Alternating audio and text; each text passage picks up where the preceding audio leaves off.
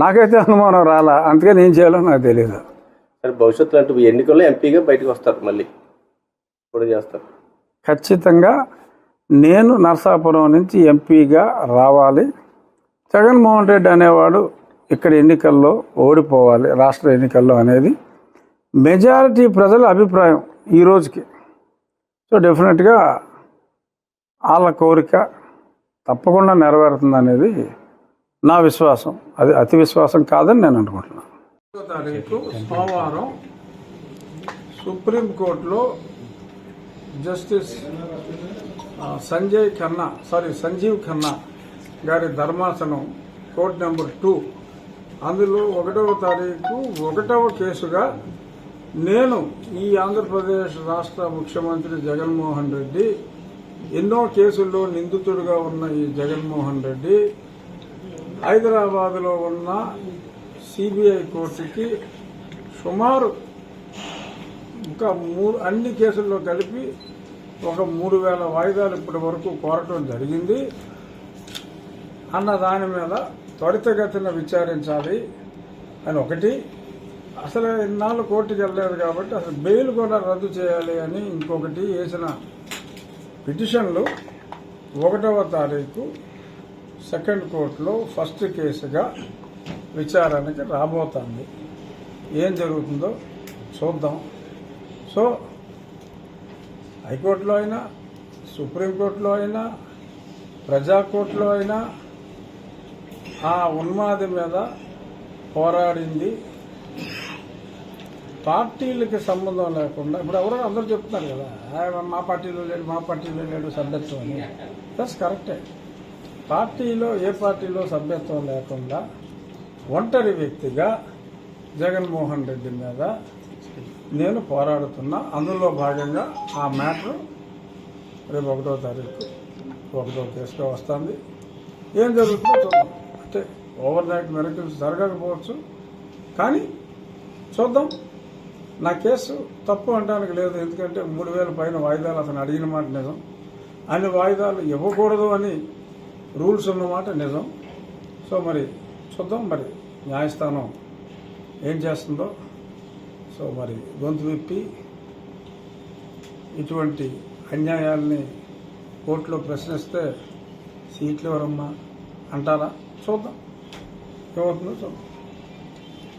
అంటే చర్చ జరగటం డెఫినెట్గా దురదృష్టం. ఇది ఒక్కడు ఎక్స్పెక్ట్ చేశాడు ఇటువంటి చర్చ జరుగుతుందని రాష్ట్రంలో.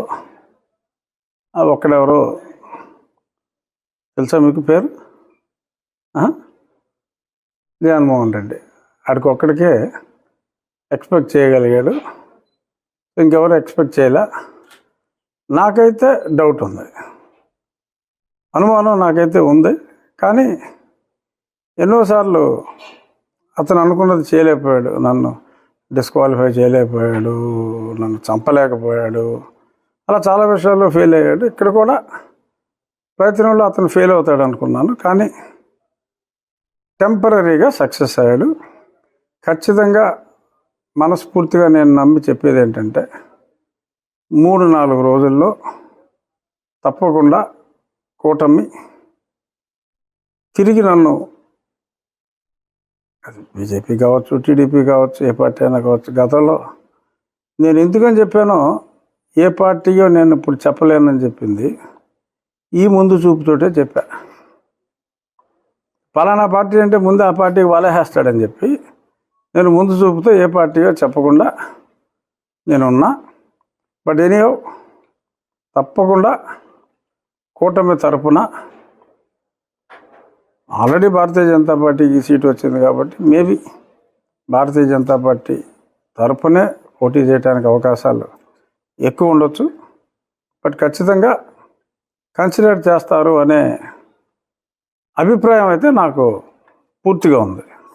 అయితే ఎటువంటి ఐడియా లేదు, చూద్దాం. ప్రస్తుతానికి ఇంకా నేను ఏ పార్టీలో లేను. ఆ పార్టీలు కూడా అదే చెప్తున్నాయి. ఒక పార్టీ మరి జాయిన్ అవ్వకుండా ఎలా ఇస్తామని చెప్పి మరి తిరుపతికి సీట్ కన్ఫర్మ్ చేసి జాయిన్ చేసుకున్నారు. అంటే అబద్ధం ఆడినా కూడా పాపం అరగంటలో దొరికేశారు. అలాగా కొద్దిమంది ఇంకో పార్టీలో కూడా ఇలాంటి ప్రచారమే చేయాలనుకున్నారు. వాళ్ళు కూడా మరి ఉబలాటం ఆపుకోలేక ఇంకా జాయిన్ అవ్వకుండానే సీటు కూడా డిక్లేర్ చేశారు. ఇంకా జాయిన్ అయ్యాడో లేదో కూడా తెలియదు అభ్యర్థి. సో ఇటువంటివి ఉన్నాయి కాబట్టి అది కేవలం జాయిన్ అవ్వలేదు అనేది అది ఒక అభియోగం, బట్ అది పెద్ద ఇష్యూ కాదు. డెఫినెట్గా నాకు నరేంద్ర మోడీ గారి మీద, చంద్రబాబు నాయుడు గారి మీద, పవన్ కళ్యాణ్ గారి మీద పూర్తి విశ్వాసం ఉంది. వారి నాయకత్వం మీద డెఫినెట్గా జగన్మోహన్ రెడ్డిని వారు ప్రేమించరు అనేదే నా ప్రగాఢ విశ్వాసం. మొట్టమొదటిసారిగా ప్రజలందరికీ జగన్మోహన్ రెడ్డి అంటే ద్వేషం ఉంది చాలామందికి. బట్ ఆ ద్వేషం ఉండటం వేరు, మనసులో కుమిలిపోయినా అని అడగటం వేరు, అంటం వేరు. సో అది నేను అందరికన్నా ఓ సంవత్సరంన్నర ముందు ఎక్స్ప్రెస్ చేశా. అది ప్రజలకు తెలుసు. సో కాబట్టి జగన్మోహన్ రెడ్డి మీద జరుగుతున్న ఈ ప్రజా పోరాటంలో, ఈ ఎలక్షన్స్లో జగన్మోహన్ రెడ్డిని తొలిసారిగా ఎదుర్కొన్న వ్యక్తికి డెఫినెట్గా, ఎందుకంటే ఇప్పుడు నన్ను జైల్లో పెట్టాడు, అప్పుడు చంద్రబాబు నాయుడు గారు ఎంతో తపన పడ్డారు, ఆయన చేయగలిగిన సహాయం చేశారు. ఆయనే ఎన్నోసార్లు మీటింగుల్లో చెప్పారు. మరి అంత సహాయపడిన వ్యక్తి నాకు ఎందుకు అన్యాయం చేస్తారు? అలాగే కేంద్రంలో ఈ పనికిమాలినోడు నన్ను డిస్క్వాలిఫై చేయాలని చూశాడు. కేంద్రం చేతిలో పని, ఇప్పుడు నన్ను చంపాలని చూశాడు, నాకు సెక్యూరిటీ ఇచ్చారు. సో నన్ను చంపకుండా కాపాడిన కేంద్ర ప్రభుత్వం, ఆ పదవి పోకుండా కాపాడిన కేంద్ర ప్రభుత్వం, నేను వీడి చేతిలో చావు దెబ్బలు తిని బయటికి రావటంలో ఆ సమయంలో మరి ఎంతో సహాయం చేసిన చంద్రబాబు నాయుడు గారు నాకు అన్యాయం చేస్తారు అనే ఆలోచన కూడా నాకు లేదు. డెఫినెట్గా 3 రోజులు పడుతుందా, 4 రోజులు పడుతుందా, ఖచ్చితంగా కూటమి అభ్యర్థిగా నేను నరసాపురం నుంచే పోటీ చేయగలను అన్న విశ్వాసం నాకుంది.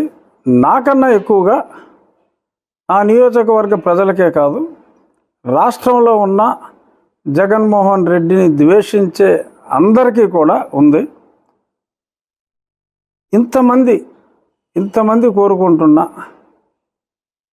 నా కూటమి అభ్యర్థిత్వాన్ని ప్రజల మ్యాండేట్ కోసం ఇవాళ అందరూ ప్రతి ఓటర్ని కూడా కాళ్ళు పట్టుకుని బతిమాలవలసిన ఈ పరిస్థితుల్లో ఎంతోమంది యాంటీ జగన్మోహన్ రెడ్డి వ్యక్తులు ఉండగా, వాళ్ళందరూ నన్ను అభిమానిస్తూ ఉండగా, ఎలక్షన్లు గెలవాలనుకున్న ఎవరికీ కూడా నాకు అన్యాయం చేయాలన్న ఆలోచన రాలేదు. కొంత అబరేషన్ జరిగింది. వీరు భారతీయ జనతా పార్టీకి సీటు కేటాయించటం, అక్కడ కేంద్ర ప్రభుత్వానికి అంటే కేంద్ర అధిష్టానానికి, రాష్ట్ర అధిష్టానానికి, బహుశా రాష్ట్ర అధిష్టానం నన్ను లైక్ చేసి ఉండకపోవచ్చు, what ever may be the reason. ఎందుకంటే నేను రాష్ట్రంలో లేను. రాష్ట్రంలో నేను ఎందుకు లేనో మీ అందరికీ తెలుసు. 18 ఎన్నో ఉన్నాయి కేసులు నాకు ఆ మీద ఇడిపెట్టినాయి. సో కాబట్టి రాష్ట్ర నాయకత్వంతో నాకు పరిచయం కానీ సాన్నిహిత్యం కానీ పెద్దగా లేదు. సో కాబట్టి అదేదన్నా ఆ కమ్యూనికేషన్ గ్యాప్ వలన నాకు ఏదన్నా ఈ షార్ట్ గ్యాప్ ఆఫ్ అనౌన్స్మెంట్ వచ్చుండొచ్చు. బట్ ఒక రకంగా ఏది జరిగినా మన మంచిగా అనుకునేటట్టు నన్ను చాలామంది ప్రజలు, జగన్మోహన్ రెడ్డిని ద్వేషించే వాళ్ళు నన్ను ప్రేమిస్తున్నారు చాలామంది అని నేను అనుకున్నాను. కానీ ఇంతగా నాకు కష్టం వచ్చినప్పుడు